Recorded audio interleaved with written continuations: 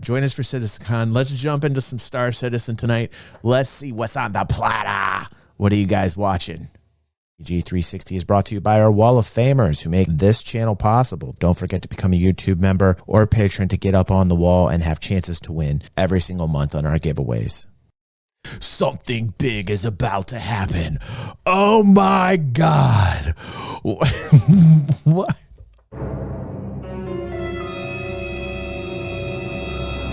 All right. Let's see what's going to happen. CitizenCon 2025. I have many predictions. We should draw a bingo card for CitizenCon this Saturday. I'm going to put together a bingo card of things that I think are going to happen. And then you guys throw in some ideas. And then we're going to have like live bingo card. We're going to like cross off the things that actually were predicted true. Most of them, I'm going to guarantee a 70 to 80% win rate on my probabilities. I'm just telling you right now. Gonna nail it. It's October, and it's hard to believe that I'm not preparing to go in to watch a presentation for Star Citizen's yearly event, CitizenCon, as I've done for the past couple of years. But this year we're getting something called CitizenCon Direct, which is going to be a 2-hour live stream that happens at 1900 UTC on this 11th of October, which I will be staying. Which I think is 3 p.m. Eastern Standard Time. So that actually works out great for me. I can already tell you right now that, by the way, I'm back. Welcome. I know I've been gone a while. Hi, everybody.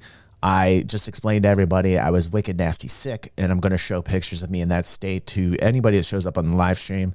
I know you all want to see that. You're all rushing. You're all beating down the door to see that. But I was crazy sick for 2 weeks. If I am coughing or phlegmy or my voice changes, I'm just glad I can talk again. I lost my voice for a few days. I'm happy to be back now. And this Saturday, CitizenCon Live. So if you're watching on YouTube, get your butts over there. Get live. Get in our Discord. Let us know you're coming. We're going to have a giveaway. We're going to give away Meteor. And then for the month of November, we're going to give away an Apollo, the Medivac version with the LTI. So definitely want to join us. Get involved with our giveaways. Let's get into CitizenCon. Very excited for it. Up to cover on my YouTube channel live, so if you guys want to stick around for that, be sure to subscribe so you know when that happens. But before that happened, I wanted to share a few of my thoughts about what we might see in the 2-hour presentation. It's not a whole lot of time, but I think a lot of things could be talked about and a lot of hype could be built off of it if they have some exciting things to share. And I've got some hopes for what we might see, especially considering that, well, they've made a lot of new content this year, which has been a lot of fun to play. It doesn't look like we're a whole lot closer to that 1.0 release of Star Citizen that they talked about in last year's CitCon. Because, of course, they are still focused on their Squadron 42 single-player release, which I would expect to see some kind of info on soon, even though they... Dude, they're going to drop it. They're going to drop Squadron 42. They're going to give a date. They're just going to say, here it is. Now, that would be awesome. I want that. Put a 1 if you want that. I want there to be, like, some people that are like, what the fuck just happened? It's only 2 hours. I want some WTF moments like that. Thank you, Zav. I want some WTF moments on CitizenCon. You're only going to give me 2 hours? Like, first off, I'm upset. You know why I'm upset? Because I usually have Saturday and Sunday. You guys know I've been here for CitizenCon. 2 days of amazingness. Like, I always love spending the entire day, both days with you all. I'm so upset that I'm not going to be able to have that. So I am kind of upset. I'm a little bit upset about that. I'm feeling that. Are you guys feeling that too? Like, I feel like I want to do like Saturday and Sunday all day, just like we used to do. And now we only get like 2 hours together on a Saturday. So maybe I'll extend it out a little bit, because I'm telling you, like, I just don't like that there's only 2 hours here. So they better hit us with some crazy stuff, right, Dynas? They better hit us with like hard, crazy stuff. Like Squadron 482, give me the date. Like, no fooling around, no teasing, no fluffing, straight to it. Give me the date. Like, that's what I'm talking about. I've got a high bar right now. So, you know, it's going to be very high energy Saturday. I'm going to tell it like it is. You're going to have moments where I'm a raving lunatic. We got 2 hours. It's a party, and they better bring it. And they better bring it. That's the secret. The secret sauce to the CitizenCon is bringing the fun And, you know, there are times where they didn't. Like last year, we were talking about those 2 hosts and we went crazy. That kid even showed up on our stream. Who was there for, remember the curly headed kid and the girl that were not funny at all? And I said they didn't have like personalities and don't do this anymore. Remember? That dude hopped on live at CitizenCon. I don't know who was there for that, but that dude told us what was up. And then he came to an Inside Star Citizen and he was like, yeah, that's me. And I'm like, okay, dude, well, I'm still saying the same thing to you. Like, you guys remember that, Diva? I didn't pull any punches. Like, I didn't say to the guy like, oh, I didn't walk back on my talk. You understand? I'm a man of my honor, of my words. When I say it, I mean it. I don't like walk back and take it away. The dude came into one of our Inside Star Citizen reviews and he was like, oh, I heard you didn't like my performance there last year at the CitizenCon. And I said, no. And I'm going to tell you why. And I was nice about it. I wasn't an asshole. I just told the guy, right, Diva? Diva remembers. And I was just saying, well, these are the things that you needed to do. Like your segues were horrible. The pauses that they took were unbearable. The jokes were crap. I mean, it was horrible, right? So those were the bad parts of the show. And I talked about the good parts of the show. So I'm just going to say it like it is during CitizenCon because that's how I bring it. That they're not going to talk about it in this 2-hour presentation. If along the way you like this kind of video and you want to see more, don't forget to hit that like and subscribe button, just like I hope you'll stick around for the generous sponsor of today's video, Incogni. A few years ago, my identity was stolen, and I'm still dealing with the fallout from that today. It happened That's because everybody looks like you, Morph. That's what happens, dude. You have that face. Just saying, let's get out of this incognito and blah, blah, blah. 60% off. Everybody's trying to steal your identity anyway. Don't think Incogni's gonna save you. It's not. Everybody's out there. Just be smart and don't put your whole self out there. Look, I'm on the internet, right? But I'm still smart about stuff. You don't see me doing dumb stuff, clicking stupid emails. Stop it. Be intelligent. Save yourself money by not using the program. Just being a smart individual. Can I get an amen? It's quiet tonight in here. I don't know what to expect from people. I don't think they're used to me, Pepe. They're a little stunned. I think they forget. Thank you, Zeb. I think they've forgotten, Pepe, this level of crazy, and now they understand. And some of them are scared. Some ran away, Pepe. They're not coming back. They forgot. But most of you guys understand that this is the energy level. Your 30-day money-back guarantee. Again, that's incogni.com/morphologis. They're alive, Pepe. They're alive. To nobody's surprise, I think one of the first things we'll probably be able to expect to see for sure are a couple of new ships. Good evening, According Betty. to the monthly report, we already know that the Perseus is in Lot 0 and pretty close to release. They're probably aiming for IAE, but I think we can expect to see it as the star of one of the presentations that they show off, because everyone knows it's coming. But I think we could also expect to see a couple of surprises. I think we'll probably see a little presentation on how far they are on the Kraken, since they've started working on the white box phase. And we'll probably see a new ship as they've been teasing leading up to the event, and maybe some updates to the Bandul ships, which will become a Kraken, BMM. I mean, 2 hours. I mean, bring them all out. Bring them all out.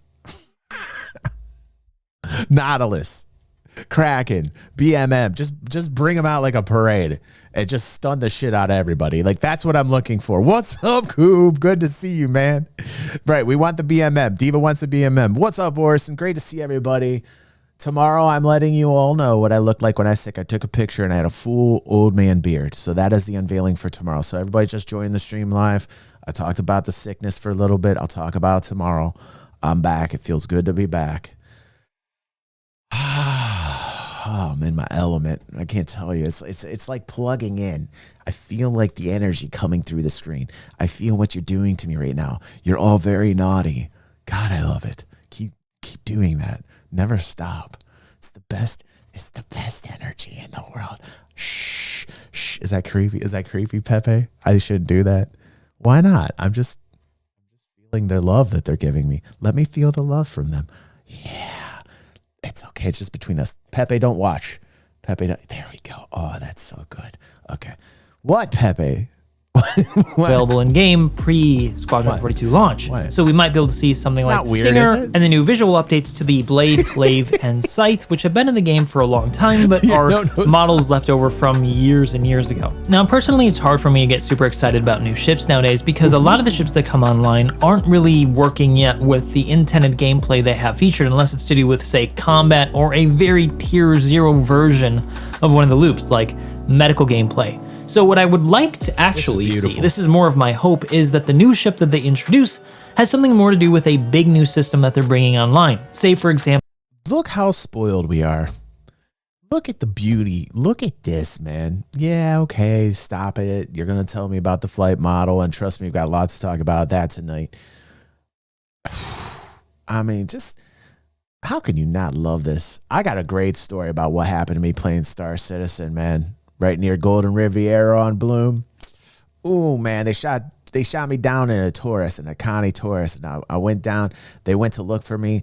I killed them. They were coming in. They were boarding it. I survived the wreck. Then I go out, and I'm in the mountains on Bloom, and I'm running to the Golden Riviera. It's 9 kilometers away. You know, I ran that. I'm like, I'm not backspacing. I'm going to have myself an adventure. I ran through Bloom, mountains everywhere. It's cold. Had my helmet off. You don't need a helmet there. You just go au natural. You got your face, you're running in there, you're feeling the air of Bloom on your face, right? Then I saw an X1 zoom past me, and I was like, oh shit, I'm just running on Bloom.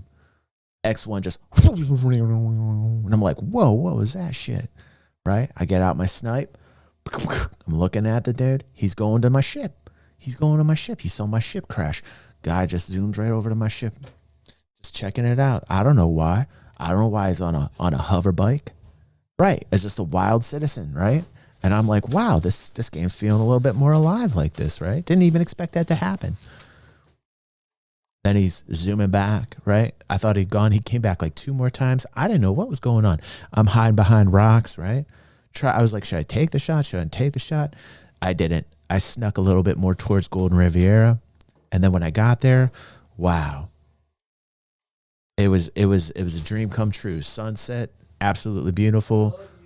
Love you, dude. Hold on a second. Hold on. Oh, thank you, Wooksy, for that subscription, bro.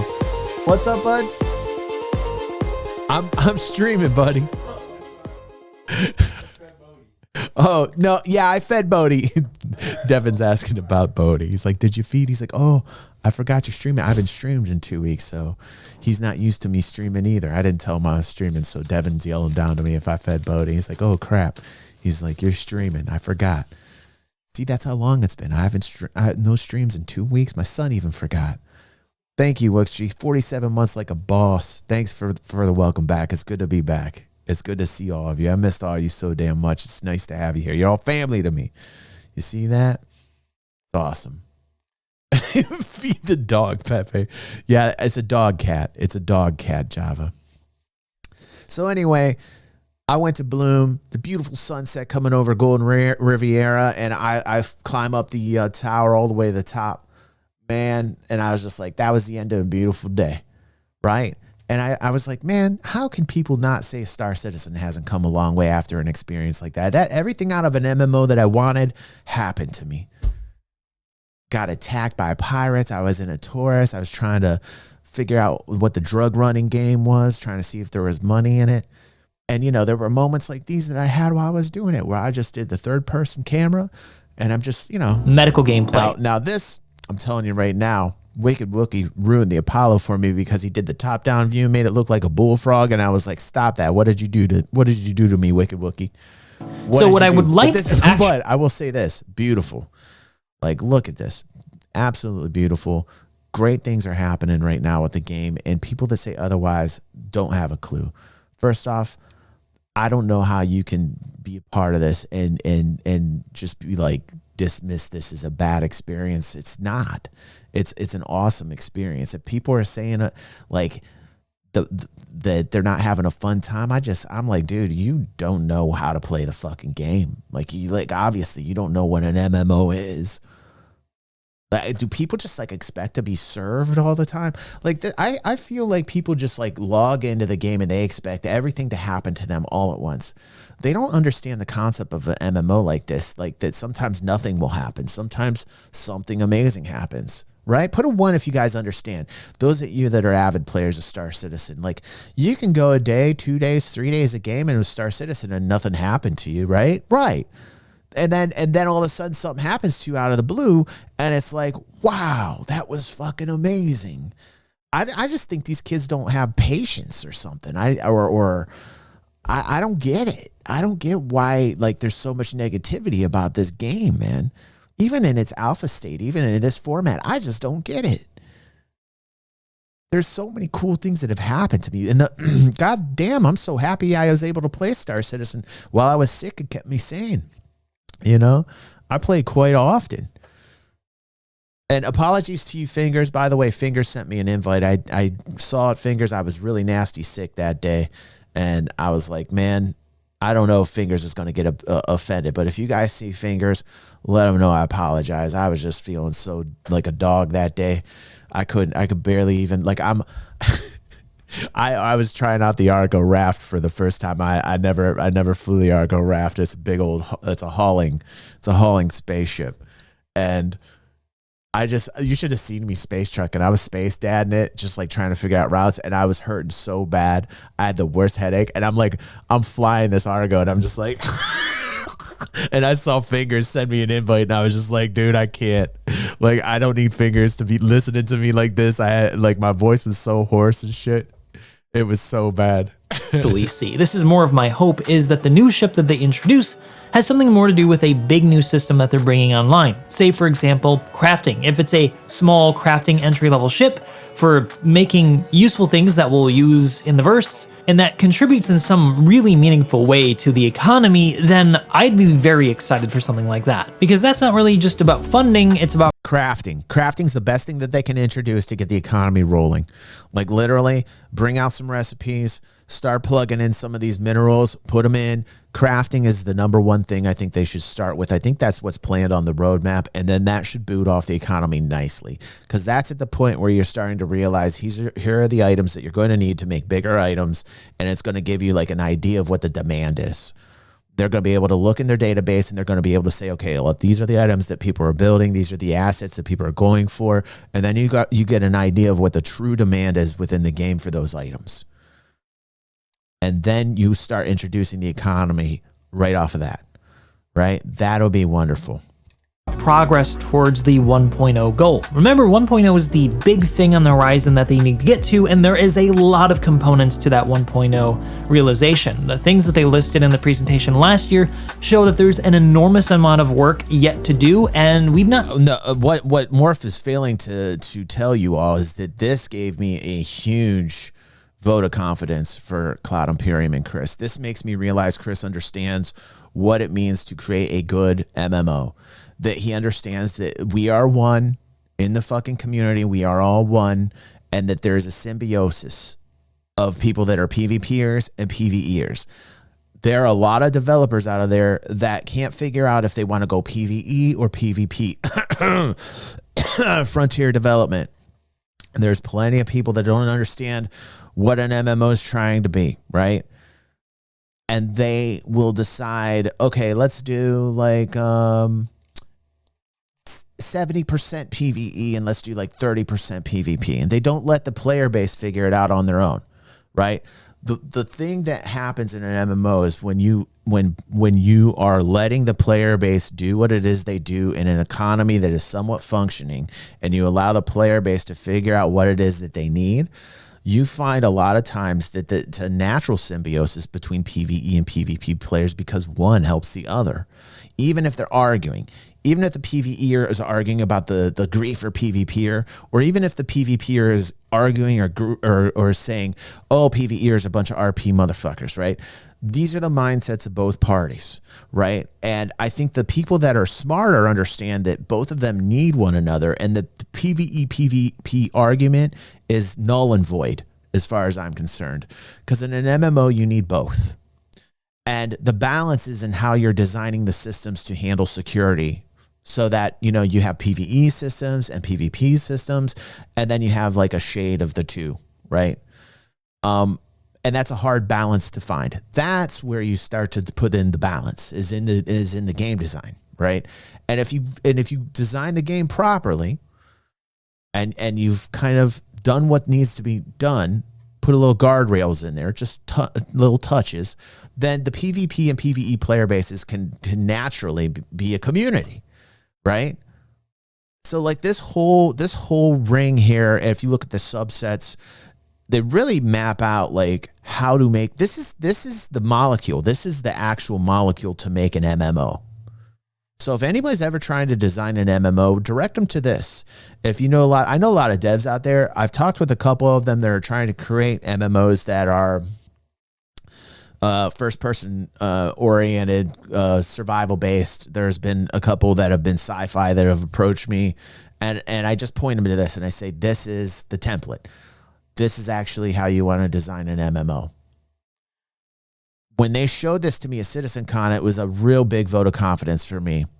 And it really made me feel positive about the direction, the overall direction, the fact they knew what to do to make a popular MMO. And this just stems back from the fact that the guy who's creating this, Chris, came from an MMO origin story. I mean, the very name Origin, his company, you know, like they're the roots of the MMO in the 90s really kind of naturally did this. There were a lot less people who bitched about shit, and it was just like, here you go, everybody have fun. It was a sandbox, you know? It was a true sandbox. They just said, here's what made, here you go, have fun. There it is. You know, today's day, it's just like there's a lot of people that are like, you need to put this in here for me. Exactly. This, you need to put this in here for. There's a lot of selfish people, and like in an MMO that's a good MMO, they'll design it so that they're giving you an environment that you can do all these things, and they've encapsulated it so perfectly here. Presentation last year showed that there's an enormous amount of work yet to do, and we've not seen a whole lot of that done in 2025 yet. But I think that CitizenCon, as it's always traditionally been, is meant to be a course correction. It's meant to show that they're aware of the situation and that they have plans going forward for making progress with Star Citizen. So let's talk about some of the bigger stuff I think we can expect to see. As they outlined for their 1.0 vision, they want to get out 5 fully complete star systems for the 1.0 release, and the next on the list is Nyx. We got a peek of that last year at CitizenCon, and it seemed pretty far along, but cinematic presentations can be somewhat deceptive, and there's a lot more to a star system than a pretty landing zone. There's a lot of game systems, missions, locations. You can't just have one point of interest, otherwise it's a pretty boring system, right? So they probably wanted to spend some time fleshing out Nyx to think about how it's going to be a counterpoint to the other systems they already have planned and the ones that exist. If you think about it, Stanton is a moderate to high security system that's relatively safe for new players, and Pyro is the exact opposite. It's lawless, everyone out for themselves, and basically a murder hobo fest if you run into players. It's not always like that. You know, that's the really interesting thing I'm finding is being around Pyro. Not everybody's like that. You know, it is such a cool place. I love Pyro, dude. Pyro is like a great place. I've been in Obituary a lot lately, and I've been trying to get the drug running game down. I've been trying to figure this out, how I can make the most money to do it, and where are the places to go for the pickups, and where I should go to drop off. And there's a lot of bugs involved, like dropping off the cargo units at a warehouse area, right? The bugs that happen when you're trying to put your cargo packages down, and then it goes down and then just fucking disappears. There's a certain way you got to go about this so that your cargo just doesn't disappear. That's a horrible bug. That's a horrible one. I found out that one the hard way. but I'm learning about it, and I needed to pay more.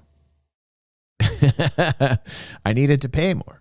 I need a lot of these things to pay more.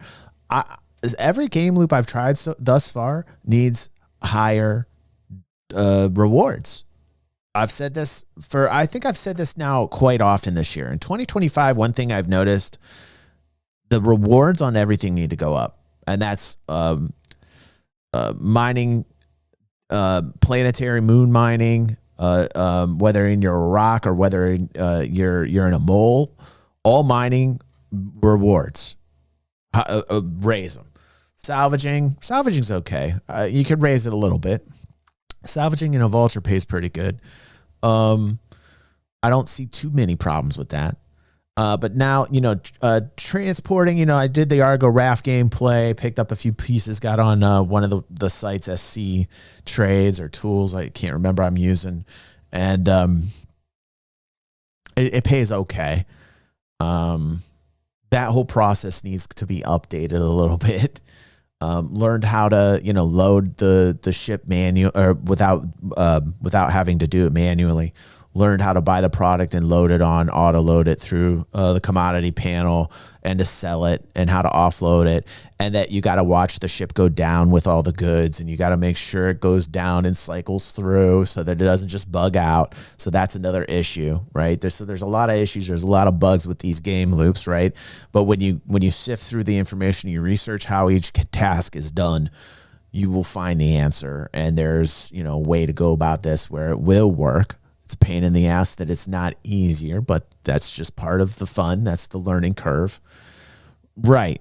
Bug risk with the commodities. I found out a way to limit it, so for regular trading. And then I ran into this issue once again when I was just learning about drug running. So I've been doing drug running, trying to figure out the best areas to buy from that are safe, relatively in Pyro where there's not a lot of traffic. So I was learning that. So I was picking that up. Golden Riviera, it's pretty crazy. I love it there. I'm actually really loving it there. I found one of those little, what is it? An MTAC, the new little buggy. The whole ground game needs some rework. Though all the ground vehicles, before they even get into creating new vehicles, they really need to just kind of figure turrets out. They need to figure a lot out with ground vehicles. But it was kind of fun to have this little, MTAC. I think that's what it's called. It's just this little war buggy. It's a new one they brought out, and I had a lot of fun with that. So there's a lot of things that in this game that I'm saying I'm having a blast with. Yeah, the MTC. What's the manufacturer on that one? Fingers. It's the one that does the buggy. Gray. What is it?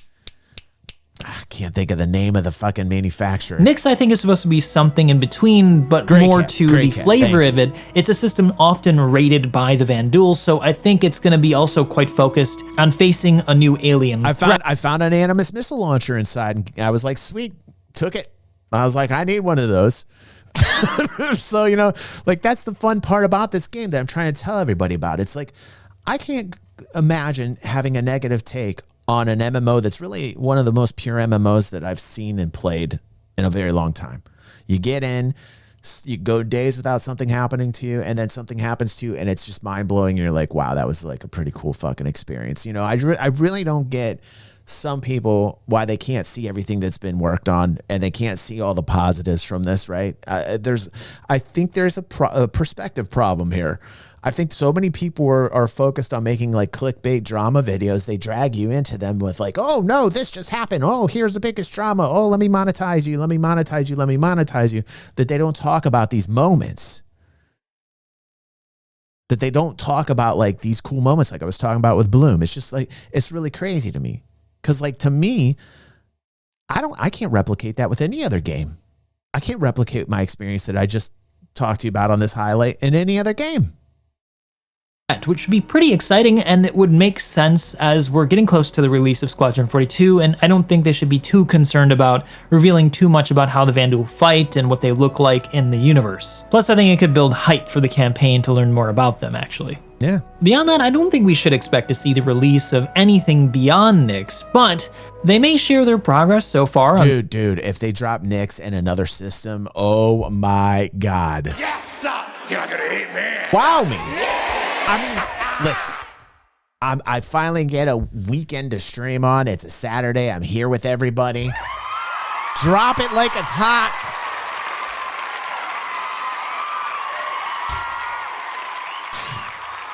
Give me Nyx and give me another system.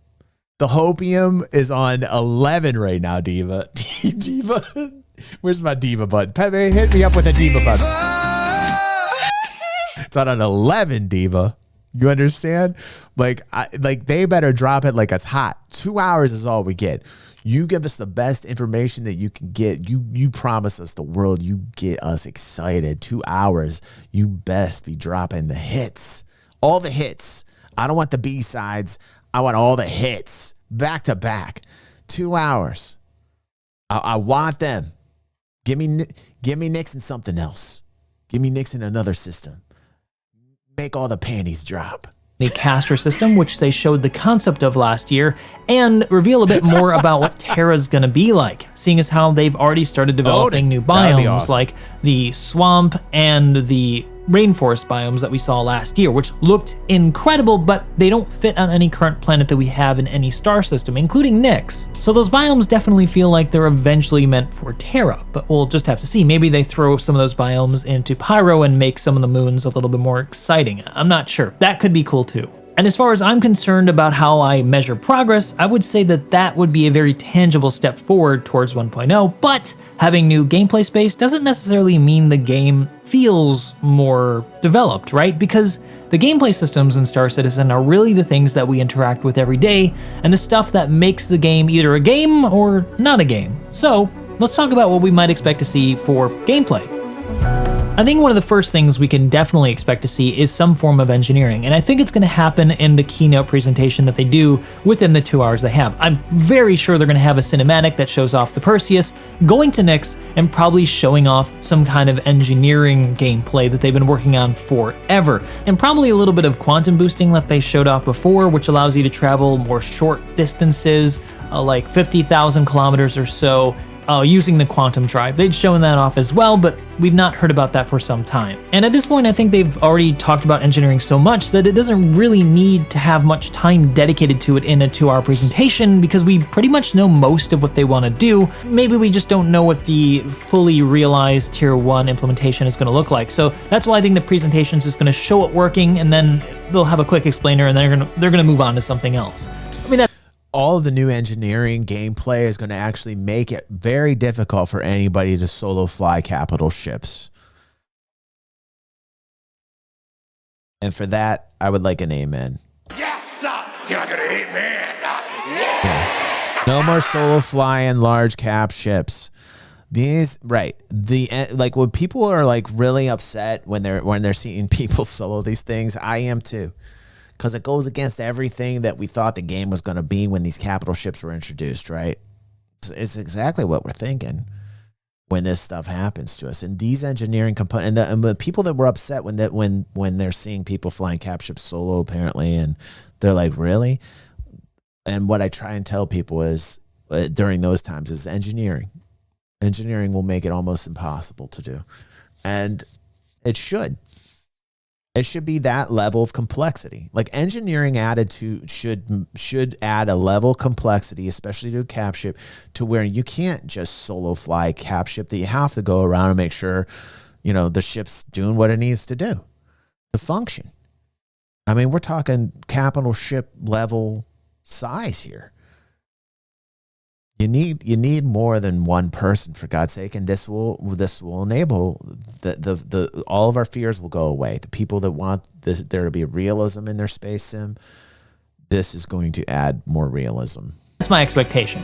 But just as with medical gameplay, there's not going to be very much purpose or point to doing engineering gameplay other than it's something maybe you just enjoy doing as a gameplay loop. As with the systems we have right now, it's easier to just reclaim your ship if it's broken versus trying to repair every piece and going through the trouble of getting it up and running again. So how do they make that actually make sense?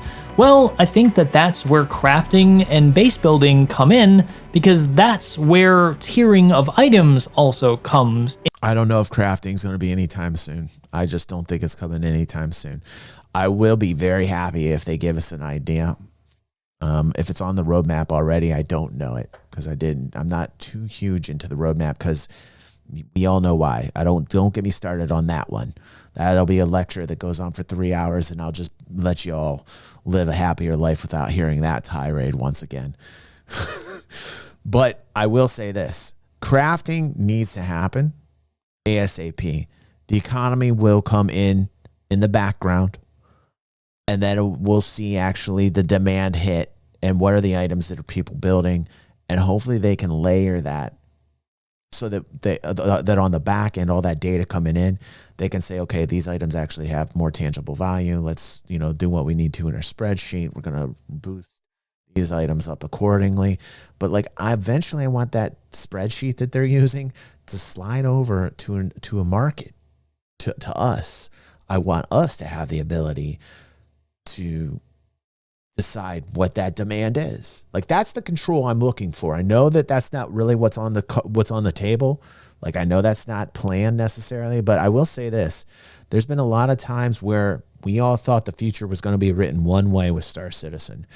And through these talks, really talking it out with audiences and our voice getting out there, we changed the direction on a lot of things, especially in the early days on DG360 for theory crafting.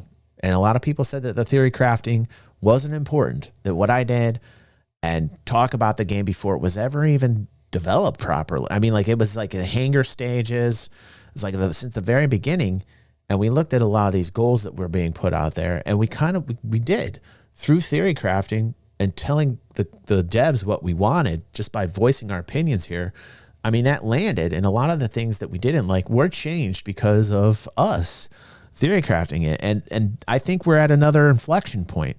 I think we're here again, ladies and gentlemen, where we need to get our voices out again and really tell them, okay, like, these are things that we like, these are things that we don't like.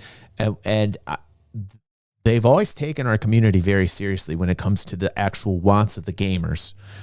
And I would say that our community is very intellectual when it comes to the MMO space. There's a lot of MMO gamers here on DG360, and a lot of them come from EVE Online, WoW, like a lot of older communities, a lot of MMOs from the 90s, early 2000s. They're still around, still very popular. And we kind of shape the game through talking about these types of things we want to see. And I think it's important we continue it. I think we tell them what it is that we like about crafting, and the future of crafting and the economy, and how we want more of a player-driven economy, even though it feels like the squeakiest wheels out there are worried, like, oh no, you're going to exploit the system and everything's going to fall down. Player-driven demand. Are you crazy? I want this to all be scripted and botted and on an Excel spreadsheet. Like, what? No. You want to be able to have more control and ability to price up your own goods, that you do the work, that you put the work in. Industrial players understand what I'm saying right now. Industrial players are on my side. The hardcore industrial players, they understand exactly what I'm saying. Where we need the power to price the product that we work on in the game. And we need a marketplace that we can put those goods up for the proper amount that we believe should be the proper amount. And then that competition right there in a marketplace, well, that's capitalism. And that's what we're looking for. And I don't know that soda pop is life, really, Betty. So I'm going to price soda pop at a very low price. So see, that's capitalism. So I'm just saying. And they talked about last year how crafting was going to help you create. Finger says 33. I'm going to beat him. I'm going to find a supplier and I'm going to offer it for 32. Items like ships and hulls and components that were higher tiers of power that would make them more valuable than the base level component. This would mean that if you lost a ship, it could potentially be a lot more catastrophic if it's not covered by insurance. So all of these pieces of the 1.0 puzzle really need to come into play to make things like medical gameplay and engineering gameplay feel worth doing versus just reclaiming your ship or holding backspace. So what I really hope to see in this presentation is some step forward to a tier 0 or tier 1 implementation of base building. Maybe by the end of the year, we have a new ship or vehicle that allows... Okay, Diva said she's going to have a restaurant come and focus on making star lasagna, which is really interesting. I heard that they're trying to put star lasagna in the game right now. Right. Diva, you might have some trouble with that.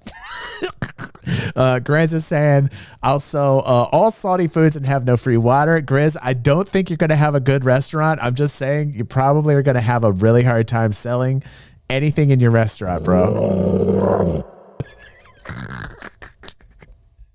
I don't know how successful Grizz's restaurant is going to be, but he's going to try, damn it. It's all salty foods with no water.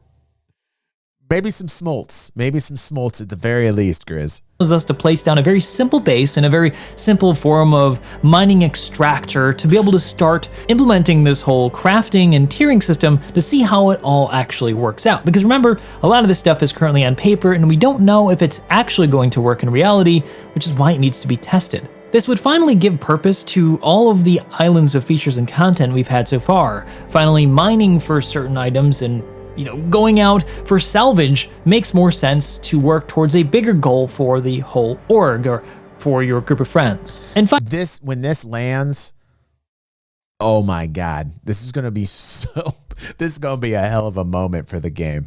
Like when land ownership becomes a deal, I mean, it's GG.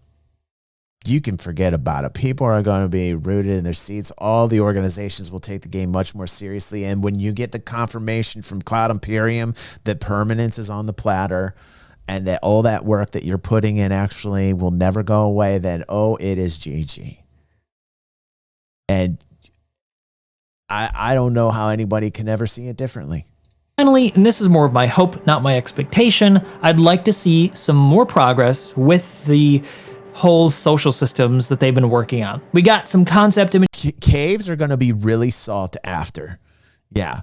Finger says stuffing that in caves protects it from bombs. I just found a little cave off of the southwest area of Golden Riviera. And there was a whole bunch of Pisces around there, medical. And I went spelunking, and I didn't see anybody around the site, just the ships, like skeleton bones scattered around the hole. And then I started going down in there, explored a little bit, didn't see anybody. I think they were dead. I don't know what happened. It was creepy. I climbed back out. This is on that trip in Bloom I was talking about. It was nuts, man. Like, that's what I'm talking about with this game. So many crazy, amazing things happen in this game. If you just find something you need to do in the game, do it, and eventually something's going to happen to you. That's awesome. It's an MMO in its true sense of the word, man. Just last year on how that might look, but I would like to see some in-game progress towards that, to giving us the ability to have orgs in-game, to have org coffers, to have a better social system, better comms. All of that is really necessary for making an MMO, and we've just not had that up until this point. Much of the community organization happens off of Star Citizen in Discords or in forums, and not in. Yeah, we need much more on this Moby Glass. We need social features, right? So many features on the Moby Glass that need to happen. We need a market screen where you can post buy and sell orders. You need a contract market where you can post your own goods for sale. There's so much that needs to happen on this. I see a trading screen. I see somehow there being like charts possibly being thrown up. Man, there's so much more functionality that needs to happen out of the Moby Glass. I'm confident they'll do it. I feel like the UI is very sloppy still. Like, I still feel like the Moby Glass UI is still very sloppy. It feels disjointed. I'm not happy with it yet. It needs to have like a firmer feel to the Moby Glass, The actual game, which is very strange, especially for a game that's already now nearly 15 years old. So yeah, that's my vision for the two. Yeah, we watched that at the beginning, Grizz. It's something called subquantum, where you're going like shorter distances, I think under 100,000 kilometers, like some type of sub, if that's what you're talking about. Yeah. Our presentation. Yeah. It seems like there's a lot here to try to get into that 2 hours, and I don't expect to see most of this stuff, but I think some of the basics like Nyx, new ships, and some new gameplay. You're talking about Quantum, the actual system that Tony Z has developed for the economy. As far as I know, that's still the plan, that they're going to go ahead and implement Quantum, right? And it's supposedly going to give us that artificial supply and demand through, calculations through an algorithm. However, not seeing Tony Z for the very long time or having discussions on the economy for a very long time have left me kind of like, Like right now, I'm just kind of, I just kind of want crafting to hit. right? I think I'd be happy if I saw crafting hit and I'd feel like, okay, that's some step in the right direction, right? But damn if I don't want more to happen. I think it's one of the, like, when I talk about the economy, like we already lost 10 viewers. You see what I'm saying? Like, it's one of the hardest subjects to talk about in an MMO because, like, only the most hardcore industrialists that are, frankly, in my opinion, the backbone of the population in terms of, like, those people that never leave the game. Like, if you want people where asses are in seats and you want that player population up so you see how many gamers are actually playing this on the average, and you really need a number, like how many people are playing this game, the backbone of most MMO gamers that stay seated and play almost 24 hours a day are the industrialists. I'm telling you right now, you guys know I'm spitting fire right now. I'm speaking the truth. You're not gonna hate man. I can't tell you, in EVE Online, I used to manufacture, I used to trade, and I would literally play the game like all day. I would try and find the best places to buy. I would try and find the best places to sell. I would skill up so that I could create the best efficiency I could. I mean, I was on every day for nearly a day. Like, I would play so goddamn much. So I can tell you just from my own personal experience that industrial gamers are gamers that play like literally 20 hours a day. And so Grizz brings up a great point here because, you know, he's talking about a system called Quantum, which is an algorithm created that we saw many, many moons ago. What was that, like 5 years ago, Grizz? Where they showed us this complex algorithm that gave supply and demand. That was an algorithm that gave us the supply and demand that was supposedly a simulated, it was roughly like 5 years, like a simulated supply and demand. And, you know, Tony Z explained it like the dude from The Matrix, like the architect. There were memes going around with Tony Z and the architect. But frankly, I haven't seen Tony Z in ages. Word on the street is he isn't working there anymore. I don't know what's going on with Tony Z. If he's just sitting there collecting, you know, collecting on this, or I don't know. So, like, when it comes to the economy side things, I want to hear more about the economy and I want to see more gameplay with the economy because I know the more they layer in the economy, the more hardcore players are going to sit their asses in seats and you'll have like a very hardcore gamer population. Yeah, Bender says, Tony Z, my dude, he's still there. He's the head of the PU. Yeah, he's not on camera anymore. And, you know, like it's disheartening. Yeah. It's really, you understand what I'm saying? Bender understands. Bender's been in this a long time. He gets it. Tony Z was a big figure. There's a lot of kids that are joining Star Citizen now. They don't even know who Tony Z is. They don't even, there's a lot of people out there that have joined Star Citizen. They don't even know who Tony Zarevek is, dude, which is crazy to me. He's like one of the all-stars. He's like the Tony Hawk of the game dev community. What's up, Maddie? They're talking about PU again, Maddie. They're talking about the PU. Systems are something we should expect to see because, again, CitizenCon is meant to really give us hope for the future, to see what the road is going forward to realizing that dream for 1.0. Ultimately, all I really want to see is how they're going to get to that 1.0 release, because they talked about what they want to do last year, but we don't know what the step-by-step process is. What's next? What's coming in the next quarter? What's coming in the next quarter next year? What step are they going to take to get to that 1.0 release so that, you know, we're not waiting another 3 or 4 years to get the next star system like we had to wait for Pyro? Because if that's the case, well, 5 star systems could still take another 10 years. He knows better. Stop it, Morph. Stop it. Like, you know better. You know that's not the way it's going to roll out. You know a lot of these systems are already done. A lot of these systems are in the chamber, locked and loaded, ready to go.